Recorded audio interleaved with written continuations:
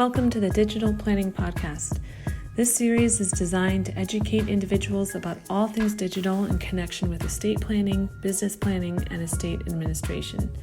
To keep up with all things digital, please subscribe to iTunes, Stitcher, Google Play, or wherever you download your podcasts. And now, Jennifer Ziegel, a partner at Kleinberg LLC, Ross Bruck, a principal of Estate Genie, and Justin Brown, a partner at Troutman Pepperell Hamilton Sanders LLP, with today's topic. Welcome back to the Digital Planning Podcast. I'm Jen, and I'm with my co-hosts Justin and Ross, and we are thrilled to have Pamela Morgan as our guest today. Pamela is an attorney, educator, entrepreneur, and author, and she began focusing her law firm, Empowered Law, exclusively on Bitcoin and blockchain in early 2014. Much of her work is dealing with training lawyers how to use Bitcoin and open blockchain technology to reduce risk and uncertainty in business and legal settings. Pamela is also the author of the widely respected book, Crypto Asset Inheritance Planning, a simple guide for owners, and it provides a clear blueprint to inheritance planning for those holding cryptocurrency, tokens, and other crypto collectibles. Pamela is also the founder of Third Key Solutions LLC, which is a boutique cryptographic key consulting firm that works with individuals and organizations to improve the security of their crypto assets.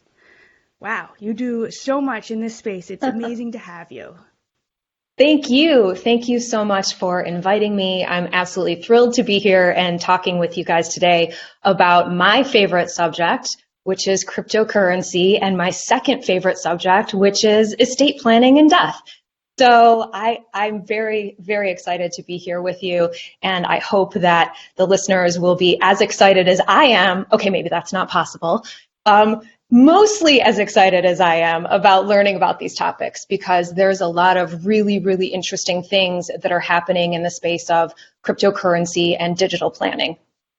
Absolutely. And I think the issues that we've all been seeing for years are now really starting to become more widespread and known in the more of mainstream. So it's fantastic to have you here today. So could you tell us a little bit more about your background and how you got into the wonderful world of blockchain and cryptocurrency planning? I would be happy to. So I'm gonna give you guys a little warning, a little caveat. One of my favorite things to do is to get people to quit their jobs and start working in this industry. So if you're not ready to do that, you might want to just put a little blocker out there. So how I got started in this was I went to law school, obviously, and I did a lot of different things in law school. I summered with a medium-sized firm in the Detroit metro area. I interned for a federal judge 2 semesters. I ended up working on some Sixth Circuit cases. I actually went to the Sixth Circuit because my judge sat by designation. So I got to do a lot of really interesting things during law school. And when I got out of law school, I was looking around for what am I going to do, right? What am I going to do with this amazing degree that I got? And I took the bar exam. And then I promptly moved to Illinois and took another bar exam, because why do one when you can do 2? So I'm licensed in Michigan and Illinois, and I started working, and then I decided that I really wanted to teach. It had been a lifelong goal for me, and one of the reasons actually that I went to law school. So I got the opportunity to teach, and I started teaching entrepreneurship. And you're like, what does this have to do with cryptocurrency? I promise you I'm getting there. So I started teaching. I was teaching entrepreneurship, and then I was hired by this company to teach entrepreneurship professors how to teach an entrepreneurial mindset. So it's like meta. So I was doing that, and I was traveling the world, and I was speaking to different entrepreneurship teachers all around the world, and we were talking about starting businesses and how to empower people to start businesses. And I was speaking at a conference called Disrupt, Startup, Scale Up in late 2013. It was in Athens, Greece, my first time to Greece. It was amazing, by the way. But so I was speaking at that conference, and there was another speaker there who happened to be talking about Bitcoin. And I'm going to guess that at least 2 of the 3 of you know this person. Who was speaking was Andreas Antonopoulos. So he was talking about Bitcoin not as an investment, although it had actually just hit an all-time high of $1,200. I'm going to let you guys sit with that for a second. $1,200. I think today it was, does anyone know the price today? Somewhere around 32. $32,000, yeah, per Bitcoin. But then 1,200 was an all-time. And I was sitting in the audience and I remember thinking to myself, if half of what this guy says is true, this thing could really make change in the world. And one of the reasons that I went to law school, and I think this is probably true of many of you and certainly many of the listeners, is I really wanted to help people. I really wanted to do something that I felt was meaningful and help people who couldn't help themselves. And for me, Bitcoin represented this opportunity to look at doing things in a whole new way. And so I left that conference and I was super excited about this Bitcoin thing. And I should tell you that my undergrad degree is in computer programming and business administration. So I did know enough to be dangerous, not enough to do anything super useful, but enough to be dangerous. So I went home and I started studying Bitcoin. And within 2 months, I quit my full-time job and decided I was going to build a career for myself in this space. And that's what I've done. So I've been working full-time in Bitcoin and open blockchain technology since early 2014. And it has been an amazing ride. It's kind of like the price of Bitcoin, ups and downs and turns and changes, but never boring. And so that's one of the things that I love most about this industry is that it's never boring. Do you think most people who are as excited about Bitcoin as you are, or about any crypto assets, share your passion, or do you think they're more driven by just the investment part, or why do you think there's obviously a host of reasons why people love this space? What have you seen in your experience? Well, so I have a little bit of a different viewpoint than a lot of other people, you might be talking to. I travel the world and talk to people about Bitcoin. So, while I am a US-based lawyer, I spend a lot of my time outside the country.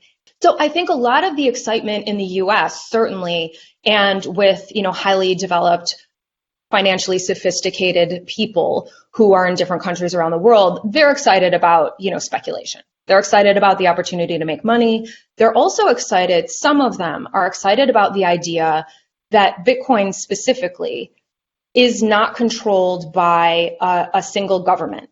And that matters because there are, I'm sure a lot of you know, that there are a lot of geopolitical games that are kind of played with currencies and with commodities. And so having one that isn't controlled by a specific nation is interesting to a lot of people. Now, whether or not it's good, we don't know that yet. We're still in the experimentation phase. For those people who are outside of, the US or who aren't as financially sophisticated, Bitcoin represents a real opportunity for them to save when their national currencies are devaluing at utterly horrific rates. So for example, if you look at Bitcoin acceptance in Argentina, if you look at Bitcoin acceptance in Brazil, you look at Bitcoin acceptance in a lot of these countries around the world where their national currency is devaluing at rates that would put us in the streets. There would be a complete revolution if we were seeing the kinds of currency devaluations that people are seeing in other countries. And so from that perspective, there are a lot of people who are using it as a hedge against the volatile nature of their national currencies. When I say that to people in the US, they kind of look at me though. They give me this weird look. They're like, wait, what? Like other people's currencies devalue like that? A lot of people really don't know what goes on, particularly in financial markets around the world. So, Pamela, let's take a step back. And how would you explain the concept of cryptocurrency to people who are new to this space? So I love this question. The reality is that I often speak with people who already know about cryptocurrency. So in a minute, I'm going to give this question right back to you guys because I really would like to hear your answers to this question. But for me, when I'm talking to people about cryptocurrency for the first time, I try to get an idea of what their primary area of interest is, because usually I can relate that to something that they're already interested in. For example, if I'm talking to a room full of real estate lawyers, I can talk to them about cryptocurrency in terms of, blockchains and title and things like that. If I'm talking to someone who's primarily interested in cross-border transactions, if you've never done an international wire transfer, just try doing one just for fun. And when I say fun, I don't actually mean fun, because if you've ever done one, okay, you guys cannot see this, but what I can see is all three of the other hosts have giant smiles on their faces right now, because I take it they've all done international wire transfers. If you have not, it is a game of madness. So once you experience that, and then you start looking at cryptocurrencies allow you to do cross-border transactions within minutes on a weekend without any sort of intermediary standing in the way. Oh, my favorite part about it, though, is that cryptocurrency doesn't get lost. Did you know that money can get lost in the banking system? Did you know that there is this weird intermediate state where you can have money that goes from one correspondent bank to another correspondent bank, and then it doesn't actually make it somehow? In Bitcoin, there's either you have the Bitcoin or the other person has the Bitcoin. There is no interim state. So, is that how I talk to a brand new newbie who's like, what's this Bitcoin thing? No, but it is how I talk to people who are new to cryptocurrency but are already interested in specific areas of law. Does that answer your question? It does. Thank you. Okay, good. I need to ask you right back, though. How do you guys explain the concept of cryptocurrency to new people? It's odd because I say, listen to our Pamela Morgan episode, which is really strange because people know I'm talking about the future. We'll edit that one out. That's a great question, and I feel like I'm a newbie at explaining it as well, because people, from my viewpoint, are so focused on that speculation aspect you talked about, that it's just to many people an alternative form of investment. And the practical nature of what you've described of problem solving with a crypto asset is not on the radar of 99% of the people that I speak with. So when I have conversations around Bitcoin, it's purely about, hey, did you see the price today? Or, wow, it fell a lot. Or, what do you think it's going to be at this time next year? And not at, what can we do with this to make problems go away? And on the flip side of that, I'll also say that there's been plenty of conversations, both with people that we've had on the podcast and people that we talk to in our professional lives, about just blockchain in general. And I think that's where more of our off-podcast conversations go. But we hear it from both sides of ideas of, can you solve this with blockchain? And then there's the naysayers who say everybody who wants to solve everything with blockchain are getting overly ambitious. So I think a lot of our discussions focus around those last 2 points rather than Bitcoin specifically. Jen, Justin, other thoughts? I mean, just at a very rudimentary level, I would explain cryptocurrency to people who are really unfamiliar with it as an alternative way to store value, or as a medium of exchange, like in a very basic, simplistic manner. I like that.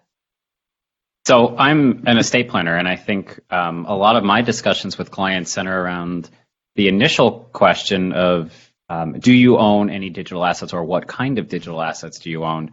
And the response, I would say 9 times out of 10 is, well, I don't own Bitcoin, so I don't own any digital assets. I would say the number of people who I'm working with who are actually owning crypto as an asset and come in to do planning are probably low. One of the great things about having you on, Pamela, is that you can explain it to all of our clients and to all of our listeners, which is something that we're very happy for. So thank you.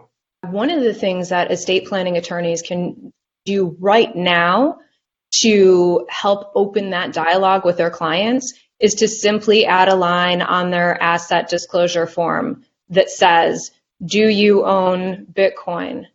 do you own or Bitcoin, Ether, any other cryptocurrency, any other crypto asset? I find because I am so focused on these assets, people will talk to me about their assets, but they do not want to talk to their lawyers about them.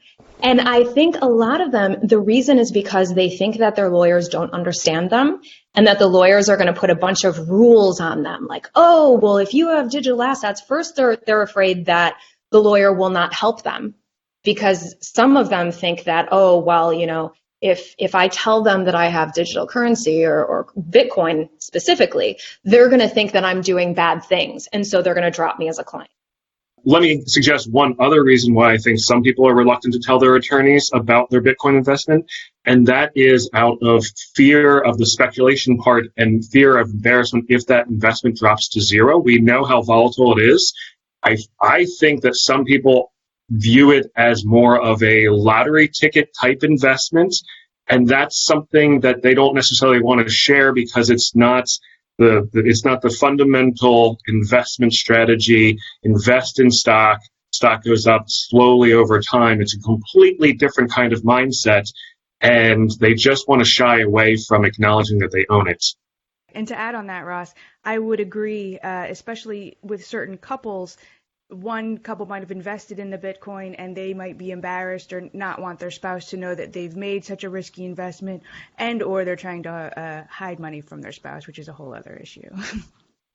Absolutely. And I think that those are really good points. I think that one of the things that we can do as lawyers is that we can understand these sorts of objections and find a way to overcome them without a direct ask. So, I do really believe in adding Bitcoin and cryptocurrencies and crypto assets to your intake form. I think that that's really, really important. But I also think it's important that even if they check no or don't say anything about it, it's worth sending out a message to your client base saying, hey, I just completed this CLE on Bitcoin. If you're interested in knowing more, blah, blah, blah, right? Kind of finding passive ways to let them know that you're a safe person for them to have these discussions with. Absolutely. I think having those types of items on a estate planning intake inventory is very important, and also expanding that to just other types of digital assets in general that people might not think about planning for, like photos or loyalty points or airline miles or trademarks, that are all digital assets that sometimes get overlooked. So absolutely great point. So while we're on the topic of educating listeners just about the crypto space in general, before we dive into some other topics, could you explain to our listeners what the difference between a security token is and a utility token, and, for example, where Bitcoin fits into that? Well, I am not a securities lawyer, but I will do my best to kind of give you a quick and easy overview. So when you talk about security, I think what we're talking about in this aspect is a legal security token, meaning something that, might ultimately be regulated by the SEC. Is that right? Correct, yes. Great. So, I think that the SEC has come out with a couple of comments lately about this exact issue. And for listeners who are interested in it, I think that it's definitely worthwhile looking at what the SEC has said about Ethereum, what the SEC has said about Bitcoin. They've actually said that neither of those are securities. And they've applied the Howey test, which again, I'm not a securities expert. One of the primary differences between a security and a utility token is, okay, don't get too excited. In this aspect, the names are actually reflective of what they do. So a utility token would have some sort of utility on the network, meaning it would be used for something more than price speculation. An example of a utility token would be Ether. The reason that Ether would be considered or could be considered a utility token is because Ether is the currency that you need to do any sort of transaction on the Ethereum network. In other words, you have to pay transaction fees on the network to have your transactions confirmed. And the currency in which you pay those fees is Ether. Therefore, the Ether token itself has a utility outside of simply price speculation. Will it go up? Will it go down? There's actually a use for it within the existing network. And that's one of the key differences.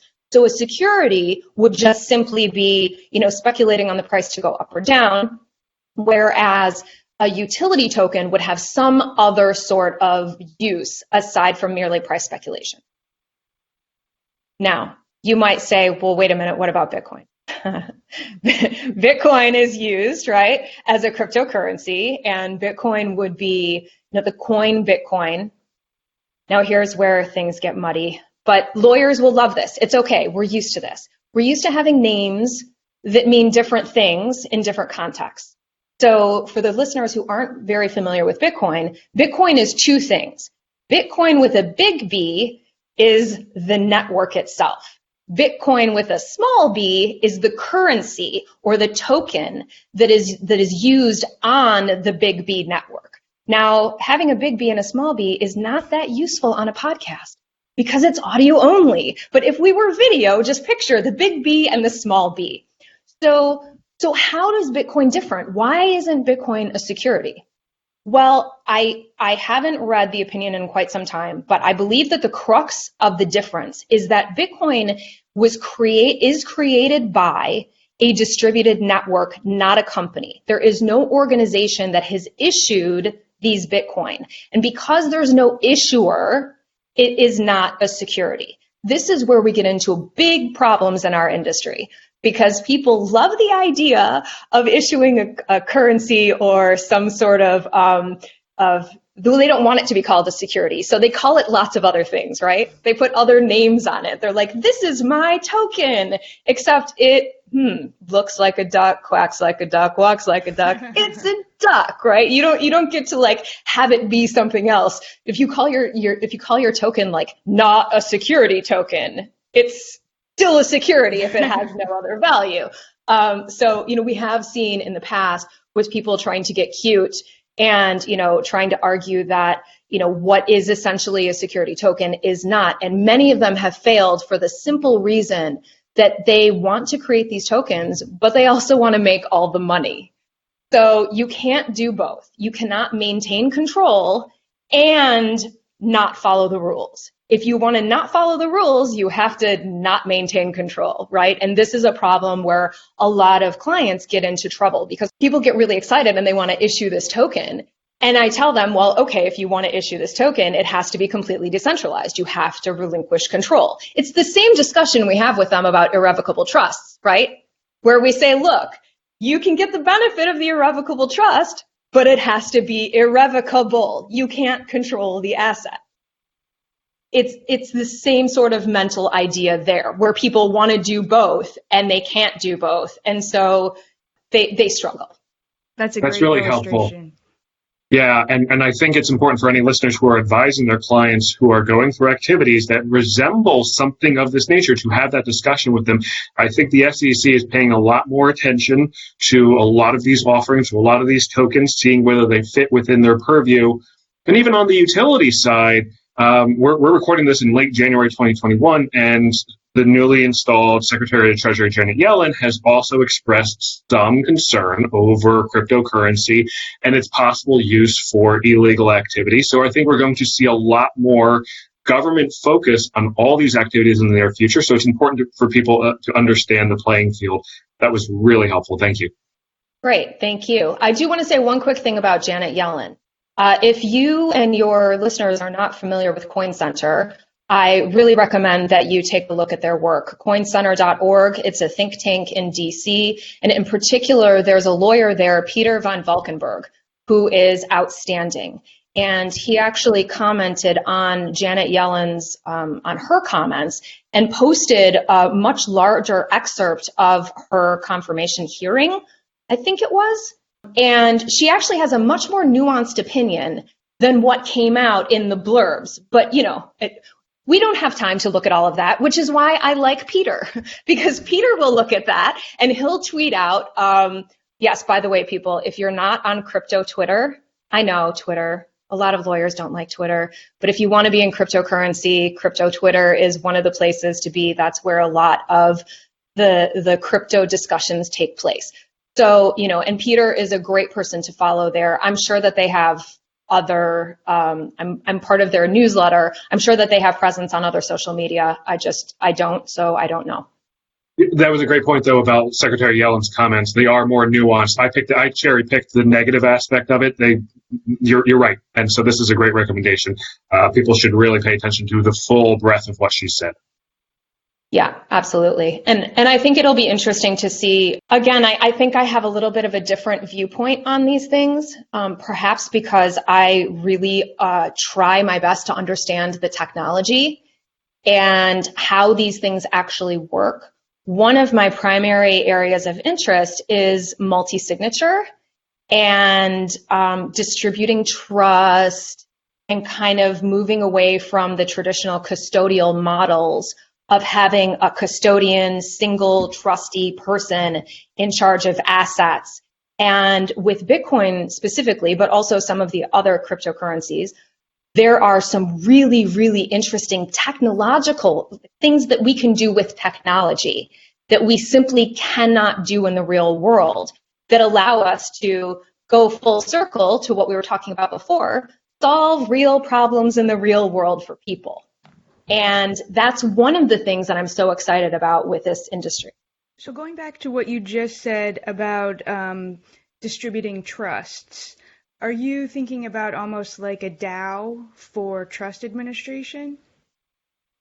I mean, there are a lot. Well, let's back up and define DAO. Yes. So a DAO is DAO, and a lot of times it's called a decentralized autonomous organization.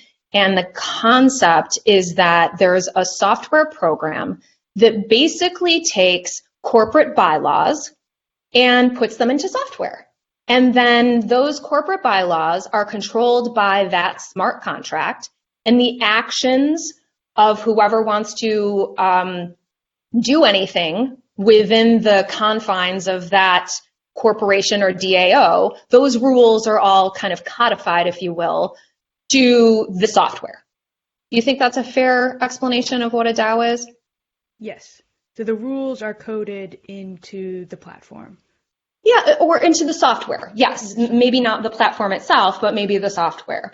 Now, some of them can be coded into the platform itself. Again, it just depends. This industry has gotten so big that it's really hard to go back to that question you asked much earlier, which is, how do you explain the concept of cryptocurrency?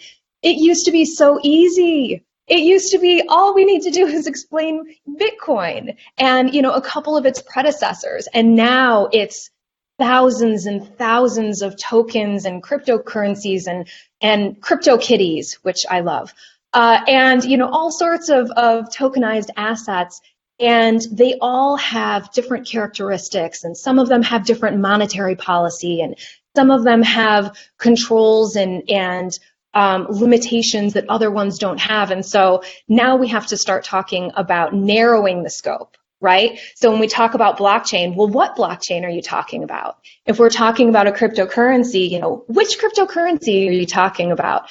And so I think that that's a really important distinction. I jumped ahead and went to talking about DAOs in a trust administration context, and thank you for that information about DAOs. But backing up from that, in terms of alternative ways to hold Bitcoin or other crypto assets where somebody doesn't want to actually have the private keys in their custody, or they want to have it in another investment vehicle, or maybe not even part of their estate or their trust and want to have it outside of that in a trust structure. Are you aware of corporate trustees that are capable and willing to hold crypto assets for clients in these manners? And do you advise against using a corporate trustee to the extent that there are some that are willing and reputable to do that? Those are a lot of great questions, Jennifer. So let's start with the concept of a trustee holding a key. So there are corporate trustees that will hold custodial accounts, that will hold trust accounts. Some of the exchanges now, some of the well-known exchanges, will actually allow a trust account on their exchange. Not all of them, but some of them in the US. In other words, they will allow it. Sorry to interrupt. I'm not sure about Grayscale. They may. I know that Zappo used to allow trust accounts. I know that I believe Kraken also allows trust accounts. I don't believe that Coinbase does yet, although they may have changed their policy. Does anyone know if Coinbase does? Yes, I do believe they do, as does another provider, Gemini. As long as you open it up as an institution account, you can hold it in that capacity. Excellent. Yeah, thank you. So that is one option. It's not really a great option, in my opinion, because I think that custodians, especially in this instance, and again, it really depends on your client. It really depends on the risks that you're trying to hedge against. The reality is that these assets can be made much more secure, and having one person hold one key to all of your assets is not that secure. I mean, that's kind of a given, right? You wouldn't just have one key to your house, right? You would have a spare key somewhere. Somebody's got a spare key to your house.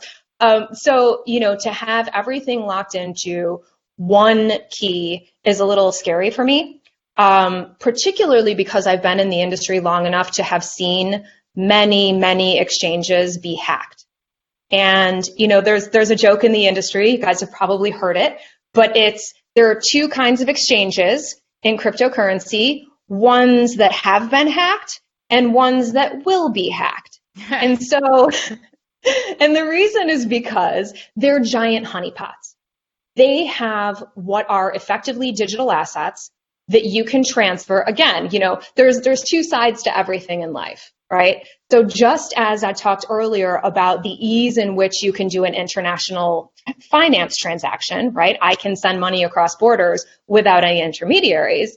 Hey, guess what? Well, that works on the other side too, right? Someone could come in, be a hacker, and drain the funds out of the exchange's hot wallet, and they can get away with, millions and millions of dollars. There is a better way to do this, and it's not better for all people, but it's certainly better for some people. And that is using a technique called multi-signature.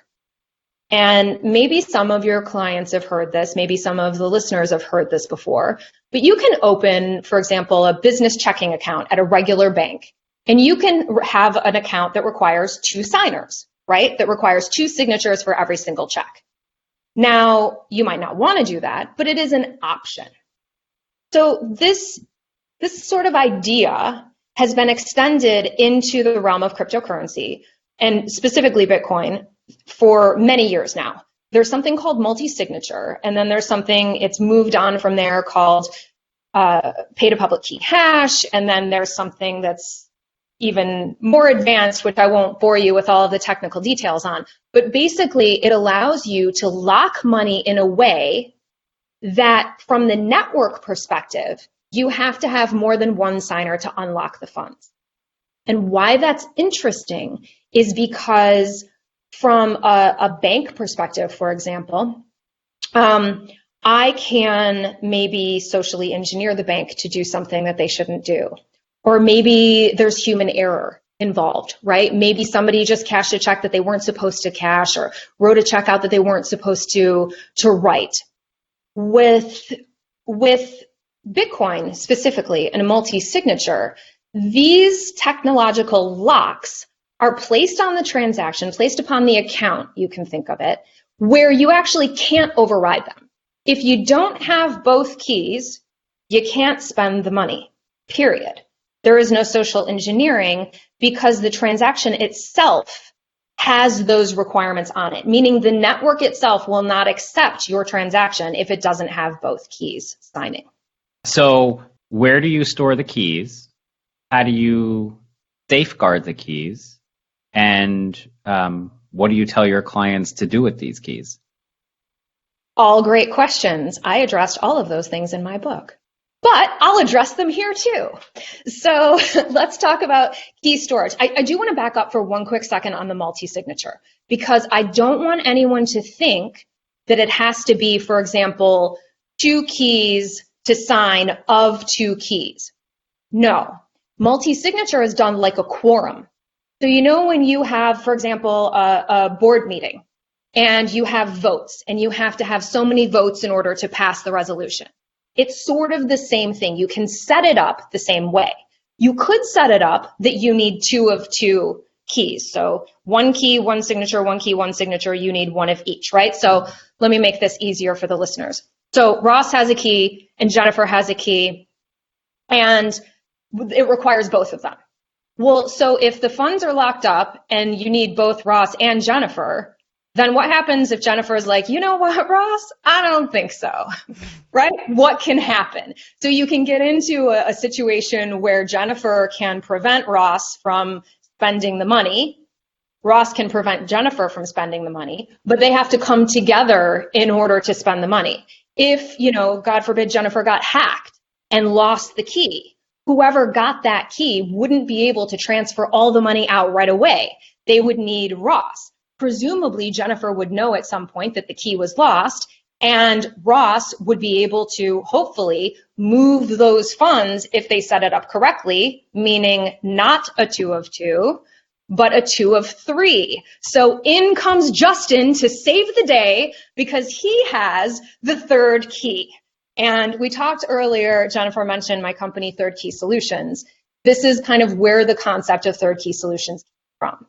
So you would always want to set up a multi-signature to where you have an extra key, something that's, in your back pocket in case something happens.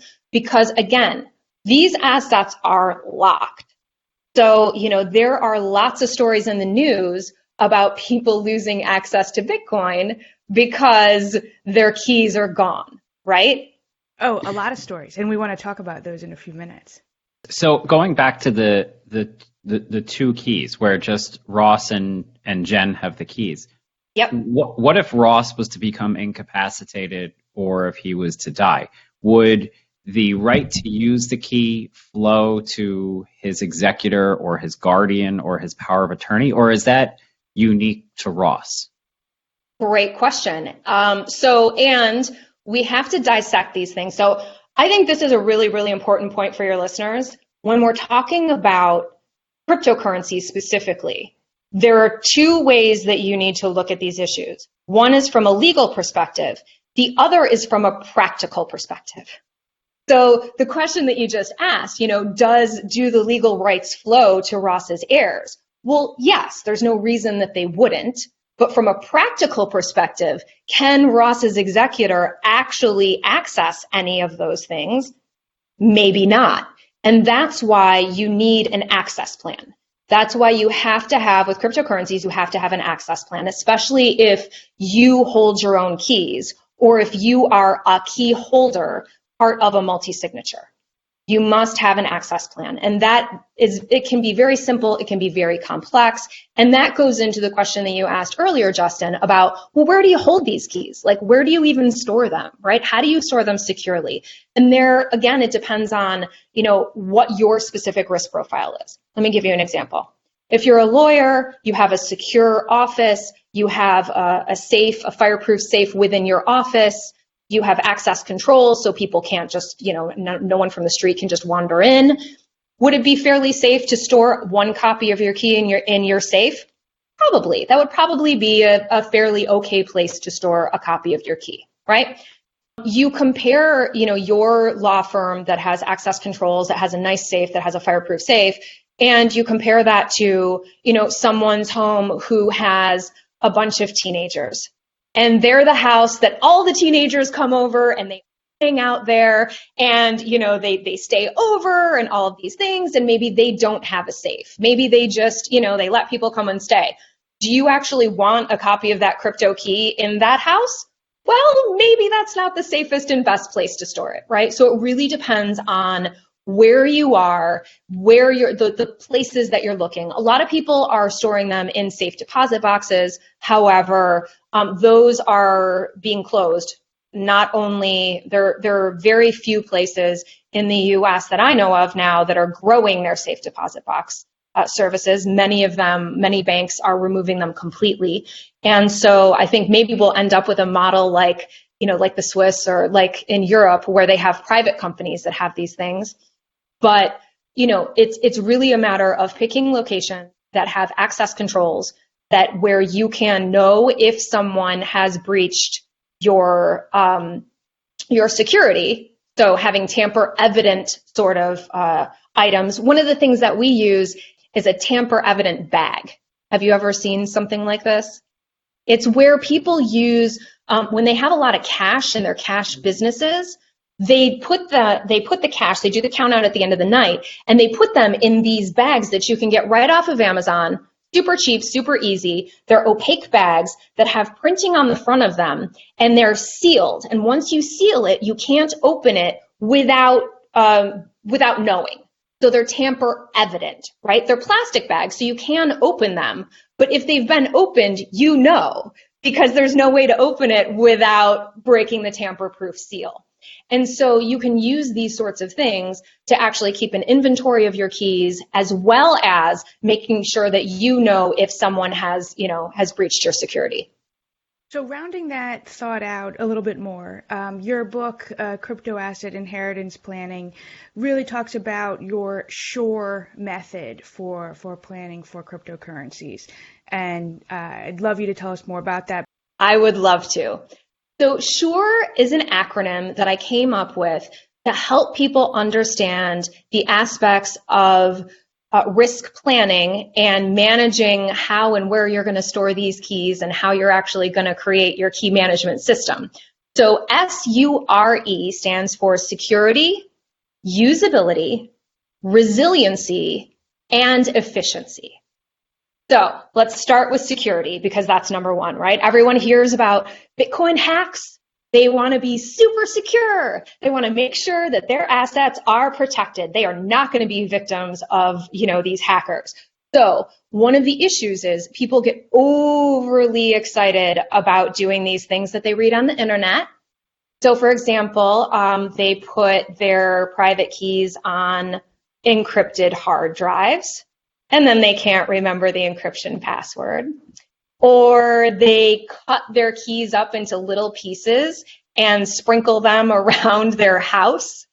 I have heard all sorts of things. My favorite one, which I think I talk about this in the book, but is my friend who was brand new to cryptocurrency, was super excited. She's like, yeah, okay, I've got my cryptocurrency seed. And for those of you who aren't really into Bitcoin, basically, these things are a series of words.